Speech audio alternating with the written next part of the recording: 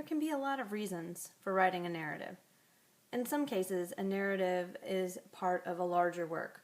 Like, you might use a narrative in your introduction for an essay that's maybe trying to persuade its readers or researching something. In that case, the narrative can function as a hook to get the reader interested. In other cases, when writing a paragraph or essay, the main point of writing might be to tell the story, to tell the narrative. This is a sample student paragraph posted by students from a class at Montana State University on a wiki online. This particular paragraph is telling a story, so it's a specific event that took place in the past, and the student has a way of explaining the different parts of the story in chronological order. And we'll look at some of the transitions in the story to see how he does that and other elements that make this a narrative. So the story is Caleb Likes to Mop. Recently, I held an amusing and memorable conversation with my son, who began kindergarten this year, on the subject of mopping. My 5-year-old son Caleb claimed my Swiffer mop as his own, and he enjoys mopping my kitchen and hardwood floors. Last summer, while I was watching him eagerly mop my floors, he suddenly exclaimed, "I'm just like a janitor." Amused and somewhat surprised at his thoughtful comparison, I smiled and answered, "Yes, you are like the school janitor, Mr. Bruce." Immediately, a bright smile came to his face, and he agreed with obvious pride and delight, "Yes, I am like Mr. Bruce."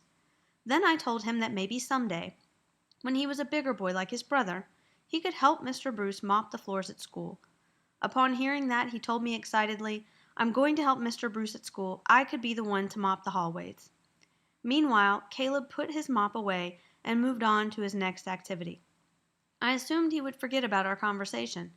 Later, on the first day of kindergarten, I was listening to Caleb's brother help him prepare his backpack, making sure he had the pencils, erasers, and supplies he needed on his first day of school, when I overheard Caleb say earnestly, "Should I take my mop?" My older son and I refrained from laughing so we wouldn't embarrass him, and told him gently that no, he wouldn't be needing his mop today. My heart warmed, and I wished that moments like those could remain in my heart forever. But sadly, memories fade and little boys grow up. Maybe someday when he is a bigger boy, Caleb will help Mr. Bruce mop the school hallways. But in the meanwhile, he'll have to be satisfied with helping his mom mop floors at home. So if you notice the way this paragraph begins, the student starts with some general background information, letting us know who the story is about, introducing the characters, and setting the scene. He tells us that this occurred recently, and he gives us another clue with a transition that indicates how much time has passed since the event took place by saying last summer.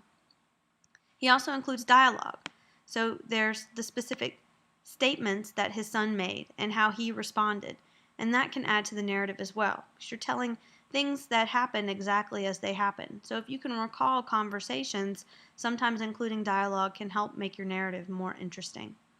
Notice other transitional words in the paragraph that show time is passing. So we understand that this conversation happened first, and then, by using then, the student tells us what else occurred as part of that conversation.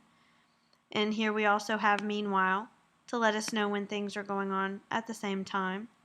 And we also see another passage of time later. So this isn't immediately next from the conversation that the student is describing here, but maybe weeks later, maybe months later. And we also have more dialogue, and towards the end of the story, the student kind of explains why this was an important moment. He says, the student's a she. She says, "Sadly, memories fade and little boys grow up." So the purpose of the story was to sort of communicate a lesson that she learned, or just to inform the audience of something that she realized as a result of this story that she told, these events taking place. So your narrative should definitely have a point. You're not writing just because your teacher told you to, although I know that sometimes seems like the case.